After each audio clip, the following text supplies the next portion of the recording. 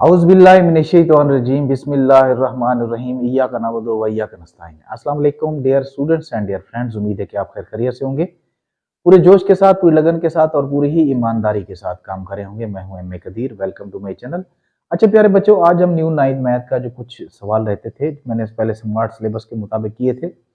ये 2.4 एक्सरसाइज है, ये दूसरा यूनिट है न्यू 9th मैथ का, लॉगरिथम के बारे में है। कुछ इसके सवाल रहते हैं वो हम कंप्लीट कर लेते हैं। तो ये क्वेश्चन नंबर है हमारे पास जो है 3। आज क्वेश्चन नंबर 3 करने वाले हैं। इसको एक्सपेंड करना है। Expand the following using the laws of logarithm. ठीक है, लॉज ऑफ लॉगरिथम को यूज करके हमने इसको एक्सपेंड करना है, मतलब फैलाना है। ठीक है, अब सबसे पहले देखते हैं कि लॉज ऑफ लॉगरिथम कौन से हैं। अकॉर्डिंग टू फर्स्ट लॉ जो लॉ होता है हमारा प्रोडक्ट लॉ जिसको हम कहते हैं, वो लॉ जो होता है वो इस तरह का होता है, लॉगरिथम ऑफ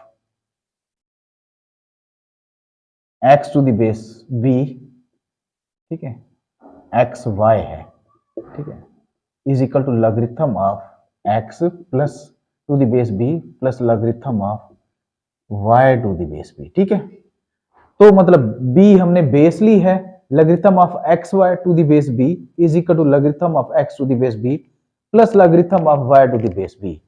तो मतलब इसका जो फर्स्ट जो लॉ है हमारा, इसको प्रोडक्ट लॉ कहते हैं। प्रोडक्ट लॉ इसलिए है कि यहाँ पे देखो x और y दोनों मल्टीप्लाई हो रहे हैं, तो मल्टीप्लाई हो रहे हैं तो इसको हम प्रोडक्ट लॉ कहेंगे। तो प्रोडक्ट को हमने एडिशन में चेंज करना होता है। ठीक है, according to the product law of logarithm हमने प्रोडक्ट को यानी मल्टीप्लीकेशन को हमने एडिशन में चेंज करना होता है। अगर हम इसको समराइज कर रहे हो, सिंप्लीफाई कर रहे हो, तो फिर क्या करते हैं हम, एडिशन को हम मल्टीप्लीकेशन में चेंज करते हैं, मतलब प्रोडक्ट में चेंज करते हैं। तो ये टू वे मतलब इसका रिएक्शन होता है, एक्शन होता है। ठीक है, उधर से इधर, इधर से उधर। तो यहाँ पे क्या है, इधर से हमारे पास देखो, ये हमारे पास जो ये पहला मतलब वो है क्वेश्चन है, ये लॉगरिथम ऑफ 11/5 है। तो यहाँ पे देखो 11/5, 11 पे 5 डिवाइड हो रहा है, तो ये मतलब कि प्रोडक्ट लॉ हमारा नहीं है, ये कोशेंट लॉ है। कोशेंट लॉ कौन सा है? कोशेंट लॉ, उसको सेकंड लॉ हम कहते हैं। ये सेकंड लॉ जो होता है quotient law, logarithm of x over y to the base b is equal to logarithm of x to the base b minus logarithm of y to the base b। ठीक है, तो जैसे मतलब हमारा पहला प्रोडक्ट लॉ था, इस तरह दूसरा हमारा क्वोशिएंट लॉ है। प्रोडक्ट लॉ के मुताबिक हम मतलब के मल्टीप्लिकेशन को एडिशन में चेंज करते थे। अब यहाँ पे क्या है, डिवीजन को हम क्या सब्ट्रैक्शन में चेंज करेंगे, मतलब तकसीम को हम माइनस में चेंज करेंगे, मनफी में चेंज करेंगे। ठीक है, तो यहाँ हमारे पास देखो डिवीजन है, जो क्वोशिएंट लॉ है। ठीक है, इस क्वोशिएंट लॉ को हम यूज करते हुए इसको हम एक्सपेंड करेंगे। एक्सपेंड कैसे करेंगे, इसकी हमारे पास यूं समझो कि लेफ्ट हैंड साइड है और राइट हैंड साइड हमने मालूम करनी है। राइट हैंड साइड में क्या है, सब्ट्रैक्शन है, लेफ्ट हैंड साइड में क्या है, डिवीजन है।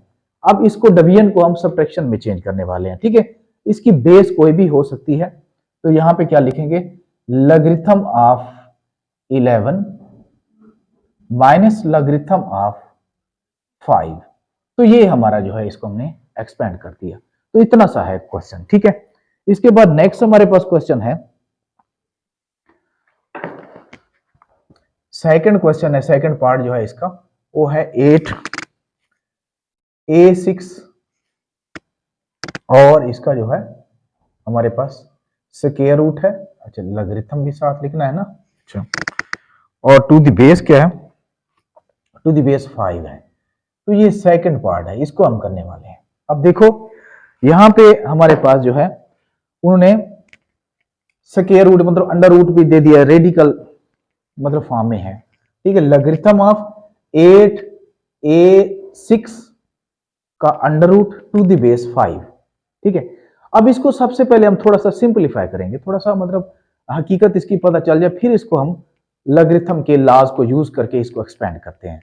तो कैसे, मतलब यहां पे लिख लेंगे लॉगरिथम ऑफ, यहां जो है हमारे पास 8 है, तो 8 को अगर हम उसके फैक्टर बनाएं, ठीक है, इसका कोई इंडेक्स नहीं दिया हुआ, आई थिंक नहीं, इंडेक्स नहीं दिया गया। ठीक है, तो यहां पे 8 है, 8a6। ठीक है, अच्छा 8 के अगर हम फैक्टर बनाएं, देखो यहाँ पे 2 के अगर हम फैक्टर बनाएं, 8 के फैक्टर बनाएं, ये 2 4 जार 8, 2 2 जार 4 और 2 1 जार 2। तो यहाँ पे हमारे पास क्या आ रहा है, 1 2 3, 2 की पावर 3 आ रहा है। ठीक है, तो अगर हम इसको रेडिकल जो मतलब साइन में है, ठीक है, इसको एक्सपोनेंशियल फॉर्म में लेके हैं तो ये क्योंकि स्क्वायर रूट है तो 1/2 लगाएंगे। अगर इधर होता 3 तो ये क्यूब रूट होता तो 1/3 लगा देते। ठीक है, अगर इधर होता 4, इसका इंडेक्स जब ना दिया गया हो तो वो यूं समझो कि स्क्वायर रूट होता है, तो इसलिए हमने 1/2 लगाया स्क्वायर को, मतलब स्क्वायर रूट में चेंज किया, मतलब 1/2 में चेंज किया, एक्सपोनेंशियल फॉर्म में ले आए। अब क्या करेंगे, अब ये टू द बेस 5 वैसे रहेगा। ठीक है, अब थोड़ा सा अगर सिंप्लीफाई हो सकता है तो हम इसको कर लेते हैं, ये लॉगरिथम ऑफ ये 2 की पावर जो है हमारे पास 3 है। ठीक है, मल्टीप्लाई 1/2 कर लेते हैं। अच्छा, इसके बाद है a6 है, मल्टीप्लाई 1/2 कर लेते हैं। ठीक है, ब्रैकेट में सारा कुछ हो रहा है, 2 3s are 6, तो यहाँ पे टू द बेस 5 है, तो यहाँ पे लॉगरिथम ऑफ यहाँ 2 की पावर क्या हो जाएगा, 3/2 हो जाएगा। ठीक है, यहाँ पे a है हमारे पास, कितना बच गया, 3 है, टू द बेस 5। अब देखो हमारे पास बिल्कुल जो है ये 2 की जो रेजिंग पावर है 3/2 है। ठीक है, डॉट से मुराद मल्टीप्लीकेशन है और a क्यूब है, तो दरमियान में डॉट है, मल्टीप्लीकेशन है, तो प्रोडक्ट लॉ है, तो प्रोडक्ट लॉ यहाँ पे ज़ाहिर हो रहा है। इसके बाद इसके ऊपर जो है पावर लॉ भी यूज हो रहा है, यानी इनके ऊपर पावर भी है, तो पावर लॉ भी यूज हो रहा है।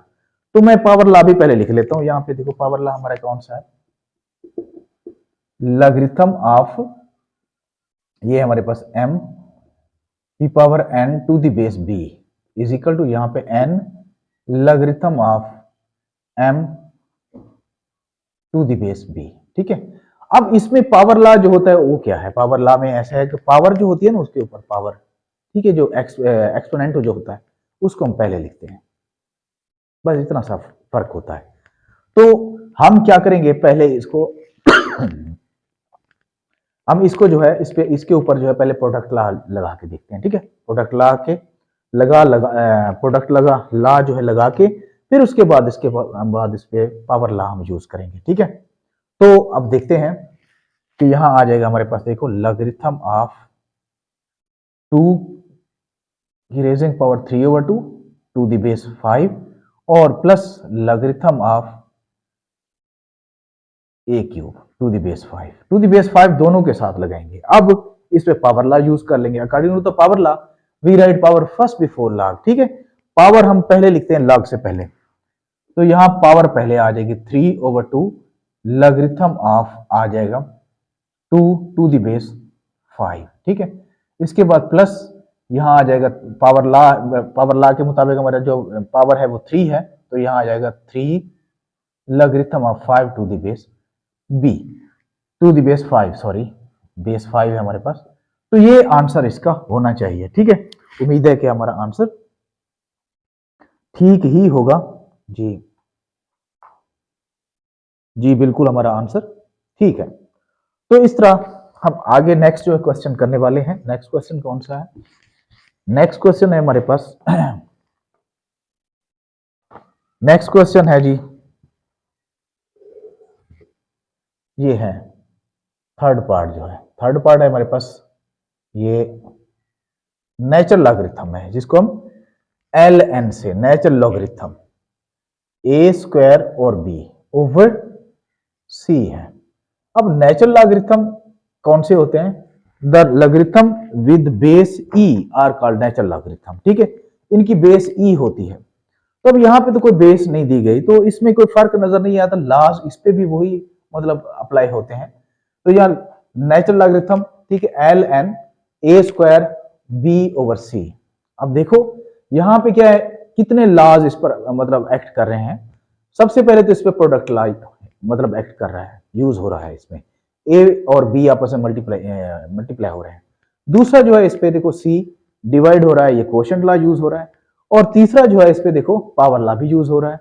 तो हम सबसे पहले क्या करते हैं, अकॉर्डिंग टू मतलब लॉज ऑफ लॉगरिथम, हम सबसे पहले जो है इसको जो प्रोडक्ट लॉ है और क्वोशंट लॉ ये दोनों लगा के देखते हैं, पावर लॉ एंड पे लगाएंगे। ठीक है, तो कैसे होगा, यानी नेचुरल लॉगरिथम a स्क्वायर, ठीक है, प्रोडक्ट लॉ में क्या होता है, प्रोडक्ट को एडिशन में चेंज करते हैं, प्लस नेचुरल लॉगरिथम b, ठीक है, और माइनस नेचुरल लॉगरिथम c। ठीक है, अब पावर लॉ लगा देंगे। पावर लॉ कौन सा है, ये a स्क्वायर है, तो according to power law we write power first before log. हम ये 2 से पहले जो है, बल्कि ln से पहले, लॉगरिथम से पहले जो है हम इसकी पावर लगा देंगे a plus L N B minus L N C. ठीक है, ये थोड़ा सा बड़ा डाल के करते हैं। ठीक है, b है, तो इस तरह हमारा जो है ये आंसर आ जाएगा। ठीक है, उम्मीद है कि हमारा ये आंसर ठीक ही होगा। हाँ जी, ठीक है। अब इसके बाद जो है नेक्स्ट क्वेश्चन है हमारे पास। नेक्स्ट क्वेश्चन है, मैं इसको थोड़ा सा डिवाइड कर लूं। अच्छा, अब नेक्स्ट क्वेश्चन हमारे पास 4 पार्ट है। इसका 4 पार्ट में क्या करना है, logarithm of X Y over G, और इसकी पावर है हमारे पास 1/9। 1/9 पावर है जी। अब इसको कैसे करेंगे, how many laws are using hair.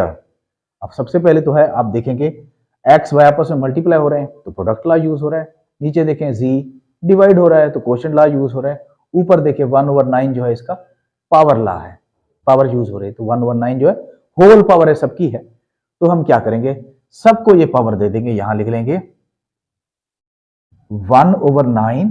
ठीक है, और इधर जो है लॉगरिथम ऑफ एक्स, ये प्रोडक्ट है तो इसको एडिशन में चेंज कर रहे हैं, प्लस लॉगरिथम ऑफ वाई, और ये डिवाइड हो रहा है तो quotient law minus logarithm of G. ठीक है, अब इतने तक भी इसको कर सकते हैं, वरना अगर हम 9 को इन सब के साथ ही लिख लें, मतलब लॉगरिथम से पहले, तो वो भी करेक्ट होगा। उम्मीद है कि हमारा आंसर ये ठीक होगा, नहीं तो फिर हम आगे करते हैं। बस इतना ही आंसर है। ठीक है, नेक्स्ट हम करते हैं। नेक्स्ट क्वेश्चन है हमारे पास 5 क्वेश्चन है। 5 में क्या करते हैं, 5 में है 16, फिर नेचुरल लॉगरिथम आ गया है 16। ठीक है, और एक्स क्यूब, और ये 3 क्यूब रूट है। अब इसके ऊपर क्यूब रूट दिया गया है। ठीक है, अब क्यूब रूट जब दिया गया है तो देखते हैं, पहले हम इसको रेडिकल फॉर्म में है तो इसको एक्सपोनेंशियल फॉर्म में ले आएंगे। कैसे, एल एन 16 एक्स क्यूब, और यहां पे 1/3 आ जाएगा। ठीक है, अब इसको थोड़ा सा सिंप्लीफाई करके देखते हैं, अगर हो सकता है तो। देखो 16 के अगर हम फैक्टर बनाएं, ये 16 के फैक्टर बनाए, 2 8 आर 16, 2 4 आर 8, और 2 2 आर 4, और 2 1 आर 2, 1 2 3 4। 2 की जो रेजिंग पावर है वो 4 आ जाएगी। 2 4 टाइम मल्टीप्लाई हो रहा है अपने आप से, तो यहां आ जाएगा 2 की पावर 4। अच्छा, अब फिर x जो है क्यूब है, और इधर है 1/3 है। तो अब ये पावर्स को आपस में मल्टीप्लाई कर लेते हैं। ठीक है, 4 मल्टीप्लाई पावर है 1/3, सबकी पावर है, और फिर एक्स क्यूब है मल्टीप्लाई 1/3 आ जाएगा, तो 3 से 3 कैंसिल हो गया। ठीक है, अब इसको हम यहां लिख लेते हैं। चलो, इसका बकिया जो है, अब ये आ जाएगा हमारे पास एल एन नेचुरल लॉगरिथम, यानी 2 की पावर 4 1 आर 4/3, ये 4/3 हो गया। ठीक है, इधर हमारे पास x बच गया। अब देखो ये दोनों जो है आपस में मल्टीप्लाई हो रहे हैं, तो जो प्रोडक्ट लॉ हो गया, इसके ऊपर पावर है तो ये मतलब पावर लॉ हो गया। ठीक है, तो सबसे पहले हम क्या करते हैं, मतलब इसके साथ ही हम करते जाते हैं। ये पावर लॉ जो है 4/3 L N 2 plus L N X, तो ये हमारा इसका आंसर होना चाहिए, फाइनल आंसर होना चाहिए। देखते हैं, यही होगा, उम्मीद है इसका आंसर। हम जी एल एन 2, जी बिल्कुल ठीक है। अब इसके बाद जो है इसका लास्ट क्वेश्चन है, लास्ट क्वेश्चन करके देखते हैं। लास्ट क्वेश्चन क्या है, ये बहुत छोटे छोटे सवाल हैं, ये शॉर्ट क्वेश्चन आ सकते हैं, लॉन्ग भी आ सकते हैं। ठीक है, ज्यादा इनके जो चांसेस हैं वो शॉर्ट क्वेश्चंस के हैं। ये है logarithm of 1 minus A over B, और इसकी जो पावर है वो 5 है, होल पावर है 5। ठीक है, अब इसको करके देखते हैं। अब ये सिर्फ और सिर्फ थोड़ा सा धोखा देने के लिए है, या 1 माइनस ए, और बच्चे समझेंगे कि ये ज्यादा टर्म्स हैं, मतलब 2 टर्म्स हैं, 2 नहीं है, मतलब 1 माइनस ए एक ही है, इसके ऊपर जो है बी डिवाइड हो रहा है, तो मतलब इस पर क्वोशिएंट लॉ यूज हो रहा है।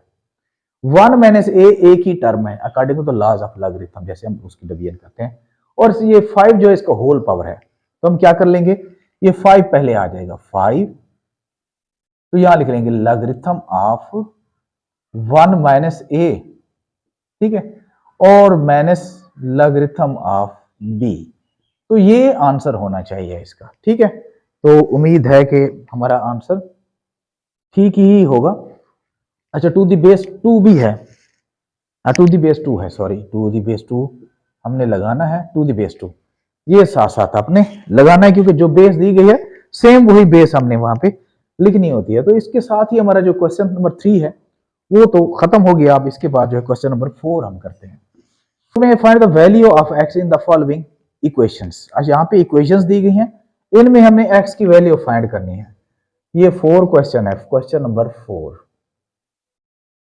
4। अच्छा, इसमें पहला पार्ट है हमारे पास ये logarithm of 2 plus logarithm of X is equal to 1, ठीक है। इक्वेशंस हैं, ये लॉगरिथमिक इक्वेशंस हैं, हमने इनको सॉल्व करना है। अच्छा, बेस इसमें कोई भी नहीं है, तो आप देखिए बड़े इंटरेस्टिंग है, लॉन्ग क्वेश्चन भी आ सकते हैं, बहुत ही इंतहाई आसान है, ठीक है। अब आप देखेंगे इसमें भी लॉज वगैरह यूज होंगे। देखो logarithm of 2 plus logarithm of X is equal to 1। अब देखो ये आपस में क्या हो रहे हैं, प्लस हो रहे हैं, ऐड हो रहे हैं। अगर हम इसको सिंप्लीफाई करें, सिंगल लॉगरिथम में लेके आए, तो सिंगल लॉगरिथम में कैसे लेके आएंगे, ये एडिशन है, पहला पहला प्रोडक्ट लाया, एडिशन को हम प्रोडक्ट में चेंज करते हैं, तो इसको प्रोडक्ट में चेंज कर लेते हैं। देखो यहाँ पे ये लॉगरिथम ऑफ, अब लिखेंगे सिंगल लॉगरिथम में 2 मल्टीप्लाई एक्स कर लेंगे, ऐसे इन दोनों को मल्टीप्लाई कर लेंगे इज इक्वल टू 1। देखो ना, क्योंकि logarithm of x plus to the base b plus logarithm of y to the base b, जब इधर आया तो x y यानी x और y मल्टीप्लाई हो रहा है। बेस कोई भी हो, बेस ना हो तो उसको समझा जाता है कि कॉमन लॉगरिथम है। Logarithm with no base is also called common logarithm, ठीक है। वैसे कॉमन लॉगरिथम, वैसे कोई जो लॉगरिथम की बेस दी गई है तो वही बेस लिखे, नहीं है तो वो कॉमन लॉगरिथम है। अब यहाँ पे बेस उन्होंने नहीं दी तो ये कॉमन लॉगरिथम है, ठीक है। इसकी बेस 10 तस्वर की जाएगी। तो देखिए यहाँ पे, अब यहां लिख लेंगे लॉगरिथम ऑफ ये 2x हो जाएगा इज इक्वल टू 1। अब मैंने बताया कि logarithm with no base is considered common logarithm, जब बेस उसकी ना हो तो उसको कॉमन लॉगरिथम समझे जाते हैं, मतलब आम लॉगरिथम। और आम लॉगरिथम की जो बेस होती है वो 10 होती है, तो हम 10 इसकी बेस लगा लेते हैं, ठीक है। अब यहां लिख लेंगे बाय एक्सपोनेंशियल फॉर्म,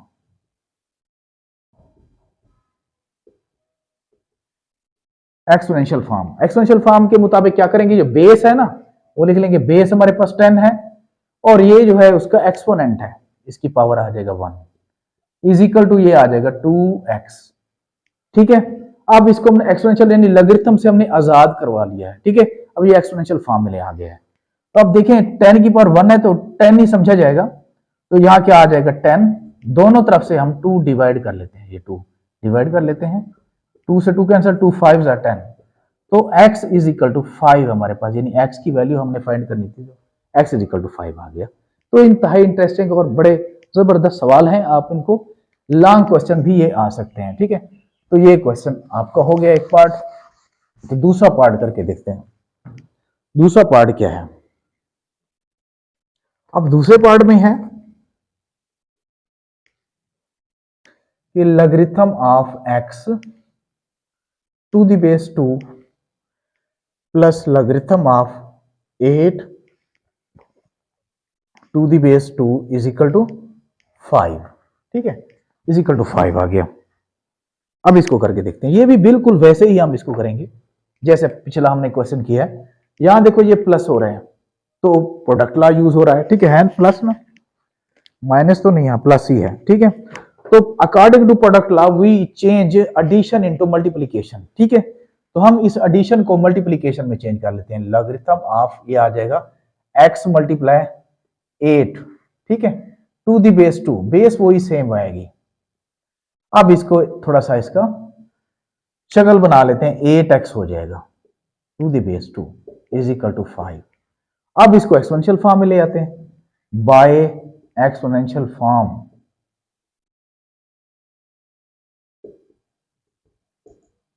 कैसे हो जाएगा, ये पावर है हमारे पास 2 और 5 इसकी पावर हो जाएगा इज इक्वल टू, बेस हमारे पास 2 है तो 5 इसकी पावर यानी एक्सपोनेंट हो जाएगा इज इक्वल टू 8x।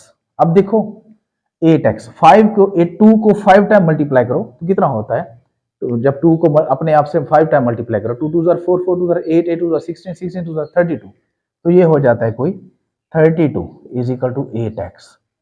तो x के साथ जो भी है कोफिशिएंट वो मल्टीप्लाई हो रहा है, दोनों तरफ से हम उसको डिवाइड कर लेते हैं। ये तरीका है, जो भी हो कोफिशिएंट, ठीक है। तो ये 8 से 8 करके 8 4 32, तो x इज इक्वल टू 4 आ जाएगा हमारे पास आंसर। तो उम्मीद है हमारा आंसर ठीक ही होगा। तो इस तरह नेक्स्ट हम कर लेते हैं। नेक्स्ट थर्ड पार्ट इसका करते हैं। थर्ड पार्ट क्या है, थर्ड पार्ट है हमारे पास 81 और इसकी पावर है हमारे पास x इज इक्वल टू 243 और इसकी पावर है x प्लस 2 है। अच्छा जी, अब देखो इधर ये ऑलरेडी एक्सपोनेंशियल फॉर्म में है, ठीक है, इसको दोबारा एक्सपोनेंशियल फॉर्म में लाने की जरूरत नहीं है। तो इन दोनों की जो बेस है वो डिफरेंट है। तो देखते हैं यहां पे 81 है, 81 के हम फैक्टर बना के देखते हैं। 81 के फैक्टर क्या बनते हैं, ये 81 3 2 6 3 7 21, तो 3 9 27, 3 3 और 3 1, ये हो गया 3 4 टाइम है हमारे पास, यानी 3 की पावर 4 हो जाएगा इधर जो हमारे पास x है, ठीक है। इसके बाद हम 243 के फैक्टर बनाते हैं। 243 इस पर भी 3 वाला, 3 8 24, 3 1 3 और 3 2 6, 3 7 27, 3 9 और 3 3 और 3 1 1 2 3 4 5, 3 को 5 टाइम मल्टीप्लाई करें तो ये आ जाएगा हमारे पास 3 की पावर 5 और यहां आ जाएगा हमारे पास x प्लस 2, वो सेम आ जाएगा। अब हो जिसकी बेस हमारे पास सेम आ गई है, तो क्या करेंगे, 4 को x से मल्टीप्लाई करेंगे, अब पावर आपस में मल्टीप्लाई हो रही है, तो ये 4x हो जाएगा। अब इस 5 को इन दोनों से मल्टीप्लाई करेंगे कि ये दोनों पावर आपस में मल्टीप्लाई होंगी, तो 3 की पावर आ जाएगा 5x प्लस 5 2 10। अब देखो बेस सेम है हमारे पास, तो बेस से बेस कैंसिल हो जाएगा, तो हमारे पास आ जाएगा 4x is equal to 5x plus 10, ठीक है। अब क्या करेंगे, ये 4x 5x को इस तरफ ले आएंगे, माइनस 5x हो जाएगा और इज इक्वल टू 10, तो 4x माइनस 5x करेंगे तो माइनस का x बचेगा, ये 10 हो गया, तो माइनस है यहां पे, तो x is equal to minus 10 हो जाएगा, ठीक है। तो हमारे पास आंसर इसका क्या आ जाएगा, माइनस का 10 आ जाएगा। उम्मीद है आपको समझ आई होगी। अब इसके बाद जो है हम नेक्स्ट क्वेश्चन करके देखते हैं जी। हाँ जी, नेक्स्ट क्वेश्चन हमारे पास क्या है, 4 पार्ट इसका है जी। ये 4 पार्ट है हमारे पास 1/27 और इसकी पावर है x minus 6 is equal to 27, ठीक है। अब देखो यहां पे ये बड़ा आसान तरीके से हम इसको कर सकते हैं। ये 27 है, यहाँ 27 है, तो इस 27 को ऊपर लेके आते हैं। जब ऊपर लेके आएंगे तो इसकी जो पावर है वो नेगेटिव हो जाएगी, यानी कोई भी होता है ना, यहाँ पे देखो 1/a है, जब इसको ऊपर ले आके आते हैं तो a की पावर -1 हो जाता है, ऐसा हो जाता है ना, इनवर्स जब लेते हैं इसका। तो 27 का भी इनवर्स ले लेंगे, ये 27 इनवर्स हो जाएगा इसका -1, ठीक है। और यहां आ जाएगा x minus 6 is equal to 27 आ जाएगा। देखो अब ये -1 इन दोनों से मल्टीप्लाई होगा, तो यहाँ 27 और -1 इन दोनों से मल्टीप्लाई होगा, तो ये आ जाएगा -x minus plus 6 is equal to 27। अब देखो बेस सेम है तो इनको आपस में कैंसिल कर लेंगे, तो यहाँ आ जाएगा -x प्लस 6 और तो यहाँ पे बच जाएगा हमारे पास 1। जब ये नहीं रहेगा तो 1, तो मतलब पूरी कायनात खत्म हो जाए तो अल्लाह और उसकी जात बचती है, तो अल्लाह एक होता है, ठीक है। जब सब कुछ खत्म हो जाए तो एक यानी 1 बचता है, अल्लाह बचता है, अल्लाह एक होता है, बचता है, ठीक है। तो ये हो गया -x इज इक्वल टू 1, तो प्लस का 6 जब इस तरफ जाएगा -6 हो जाएगा, तो -x इज इक्वल टू यहाँ पे -5, 1 -6 है, -5 हो जाएगा, माइनस से माइनस को कैंसिल कर लेंगे, तो x इज इक्वल टू 5 आ जाएगा। तो ये हमारा आंसर है। बहुत ही आसान क्वेश्चन था, ठीक है। अब इसके बाद जो है हम करते हैं नेक्स्ट क्वेश्चन करते हैं। नेक्स्ट क्वेश्चन हमारे पास क्या है, 5 पार्ट है। 5 पार्ट जी, 5 पार्ट है हमारे पास। देखो ये है लॉगरिथम ऑफ 5x माइनस 10, अच्छा, इज इक्वल टू 2, और इसकी जो बेस है नहीं दी गई, लॉगरिथम विद नो बेस, ठीक है। मैंने आपको बताया logarithm with no base are considered common logarithm. तो कॉमन लॉगरिथम की बेस जो होती है वो 10 होती है। तो यहाँ यूं समझ लो कि इसकी जो बेस है वो 10 है, ठीक है। 5x minus 10 is equal to 2।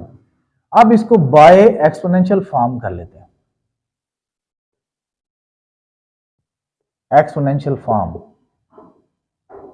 ठीक है। एक्सपोनेंशियल फॉर्म में ले आएंगे तो ये बेस हमारे पास 10 है और ये 2 इसका एक्सपोनेंट हो जाएगा, इज इक्वल टू यहां आ जाएगा हमारे पास 5x माइनस 10, और 10 का जब स्क्वायर लेते हैं तो ये 100 हो जाता है, is equal to 5x minus 10। तो ये 100 है, तो माइनस 10 जब इस तरफ आएगा प्लस हो जाएगा, तो 5x, तो ये हो जाएगा 110। तो दोनों तरफ से हम 5 को डिवाइड कर लेते हैं, तो 5 2 ज़ा 10, 5 2 ज़ा 10, तो x इज इक्वल टू 22 हमारे पास इसका आंसर आ जाएगा। उम्मीद है आपको समझ आई होगी, बहुत इंतहाई आसान था, ठीक है। अब इसके बाद जो है हम इसका नेक्स्ट जो है 6 पार्ट कर लेते हैं। 6 पार्ट क्या है, ये लास्ट पार्ट है इसका। ये है लॉगरिथम ऑफ x प्लस 1 और to the base 2 minus logarithm of x minus 4 to the base 2 is equal to 2 आ जाएगा, ठीक है। तो हम इसको करते हैं। अब देखो यहां पे माइनस है दरमियान में, तो माइनस है तो इसका मतलब है दो लॉगरिथम के दरमियान माइनस है, तो ये कोशेंट लॉ है। अकॉर्डिंग टू कोशेंट लॉ देखो we change subtraction into division, subtraction को हम डिवीजन में चेंज करते हैं, तो डिवीजन में चेंज कर लेते हैं। देखो यहाँ पे ये आ जाएगा logarithm of x plus 1 divided by x minus 4 और टू द बेस 2, बेस वही आएगी to the base 2 is equal to 2, ये वाला वैसे आएगा, ठीक है। अब हमने इसको मतलब चेंज कर लिया, सिंगल लॉगरिथम में लिख लिया है। अब इसको क्या करते हैं, बाय एक्सपोनेंशियल फॉर्म,